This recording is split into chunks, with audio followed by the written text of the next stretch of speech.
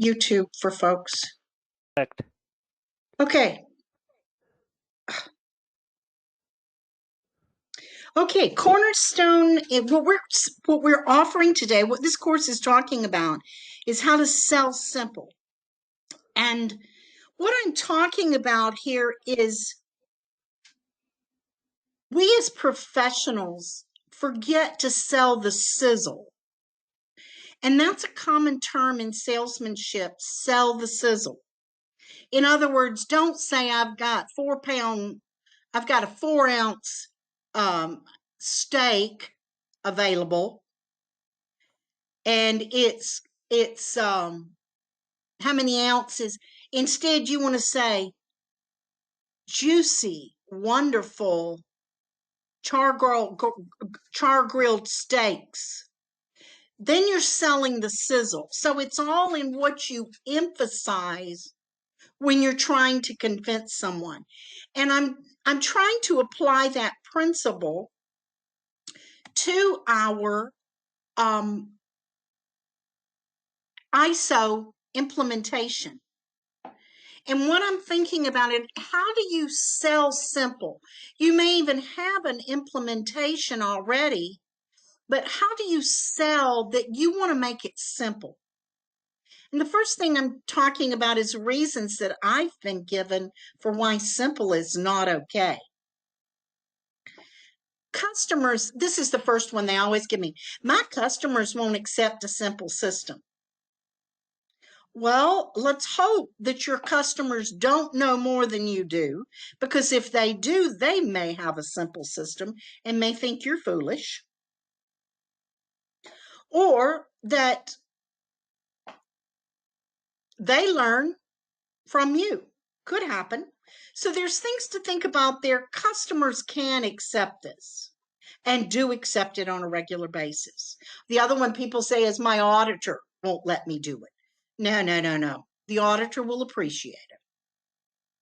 People can't understand flowcharts. Well, people can't read. So the more words you put on a page, the more problems they're going to have reading it. So putting it in flowcharts where the flowchart has only the essential things that need to be done, not garbage, but essential stuff, actually is a better tool for communicating.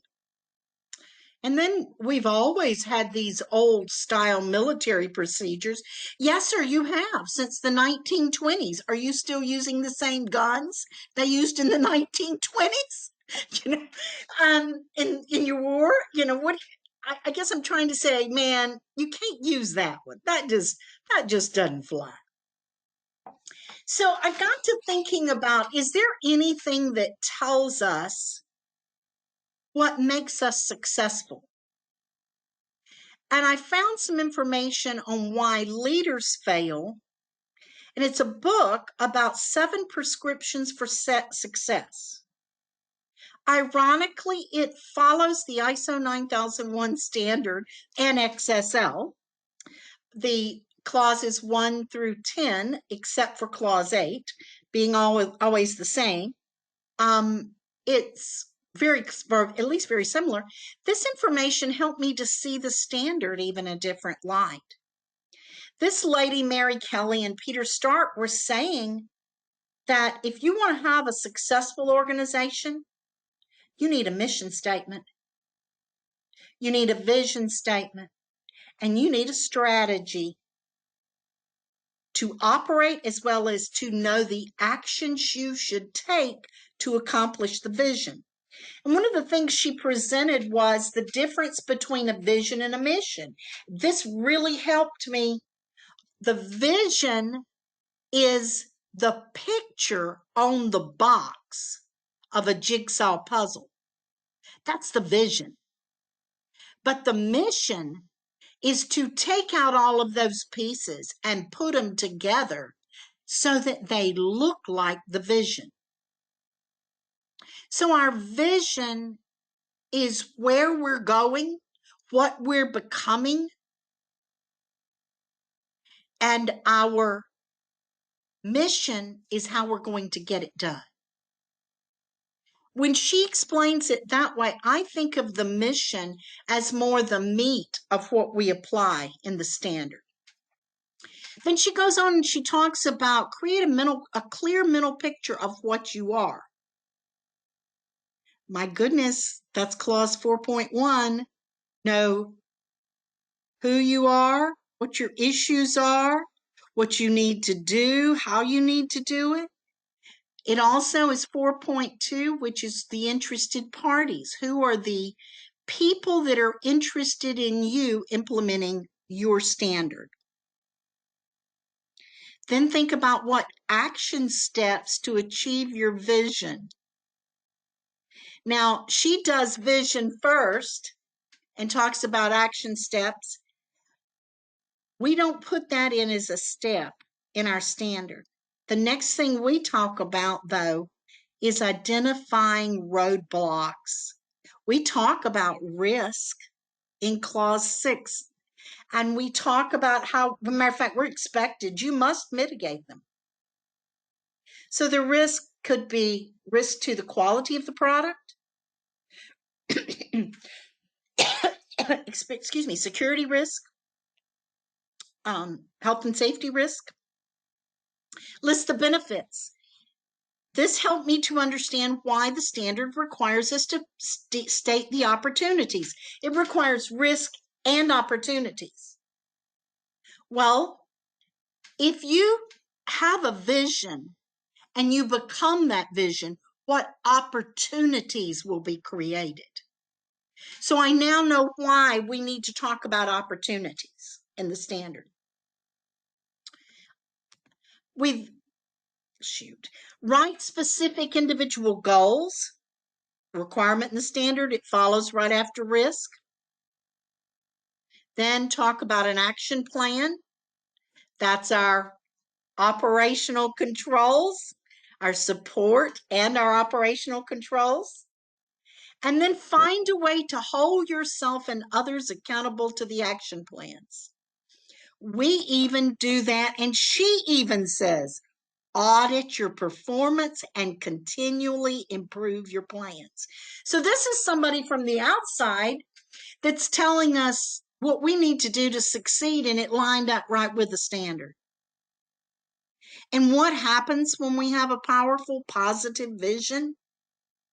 Excitement, pride, folks stepping up and pushing others to meet ambitious goals. You can do better than that. Let's do a stretch goal. I know you can do 92% on-time delivery, but can you do 95? Let's stretch. And the reason we want to do this is not only does the vision help us, everybody see where we're going, but you cannot motivate someone without a goal or a low goal. Ambitious goals cause us to stretch to what we can. Mary Kelly goes on and talks about Trustbusters. And one of the things that I think is great in the standard that kind of relates to this is the standard now requires us to communicate, to assign responsibilities. That's number 2 that she's talking about. Honest, timely, and helpful feedback, competency assessment. So here this outsider is helping us see how we can succeed. And if we can understand how to succeed, we can learn to sell the sizzle. So we've got to learn how to say we need a vision. And I'm seeing us as quality professionals that have the leadership skills that they need to talk about the things that we're talking about here. I could see, if you're trying to sell the sizzle, that you take them to this vision that you have for the company and you say, we need to know what we are now so we can know where we're going to be. That is the kind of language we use to set the sizzle. We need to know who our interested parties are and what we have to do to serve them. We got to know what we've got to do for them. Or do we have that written down somewhere? So you're accumulating this. And what are our boundaries? Where do we serve and meet the needs of our stakeholders? So all of these things are things that we start talking about when we say, what should be our vision?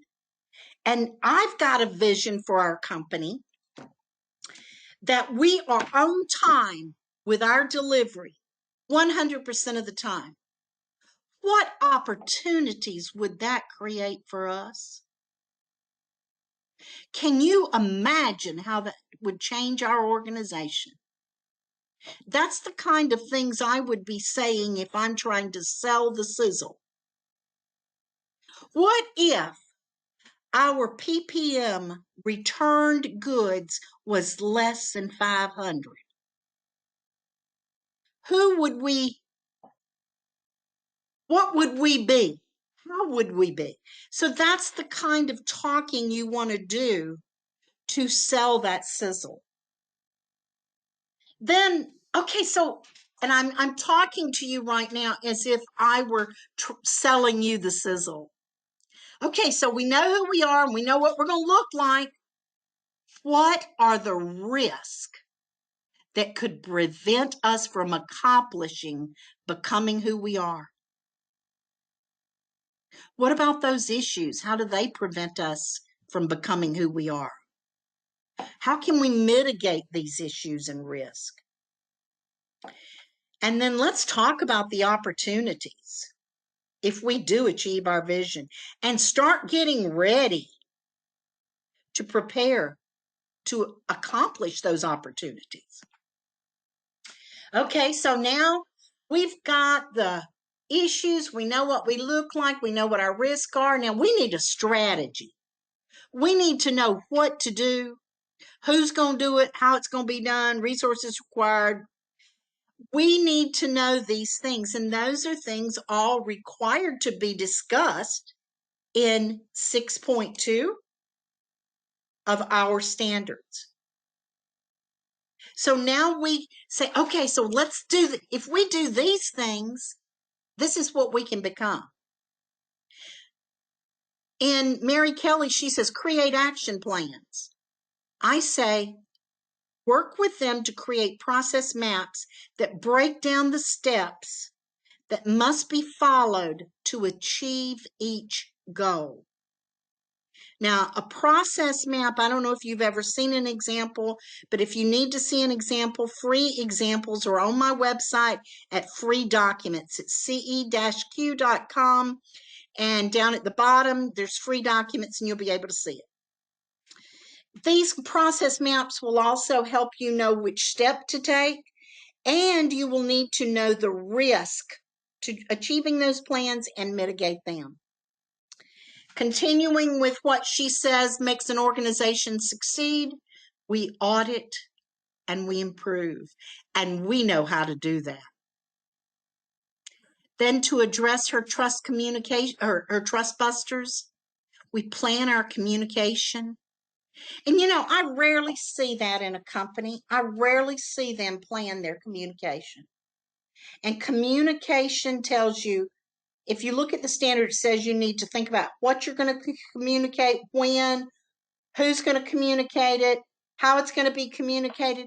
You can't do that, especially in the ISO 45001, without documented information. You need a communication plan. People who are in military are used to communication plans. We need communication plans.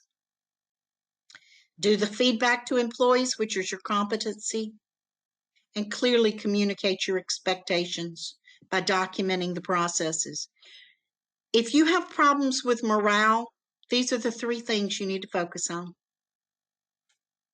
Selling that sizzle, selling who you're becoming, selling the opportunities that are going to open up after we achieve our vision.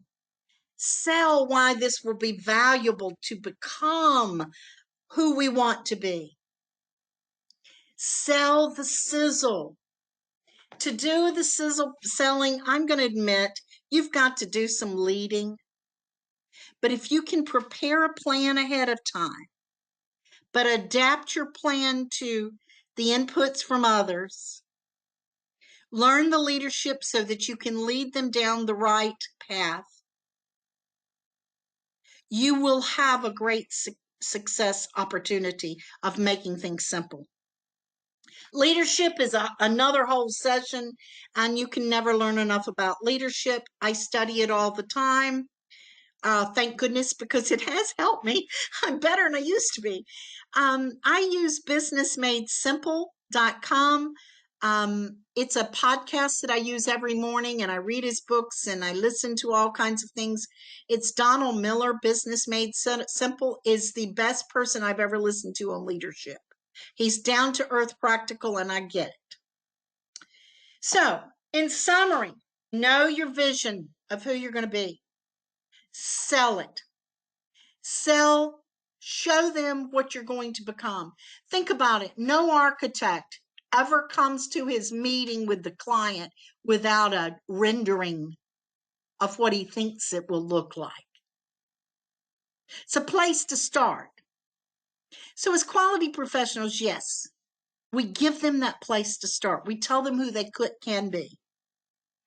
Have a method to get there. Use those process maps.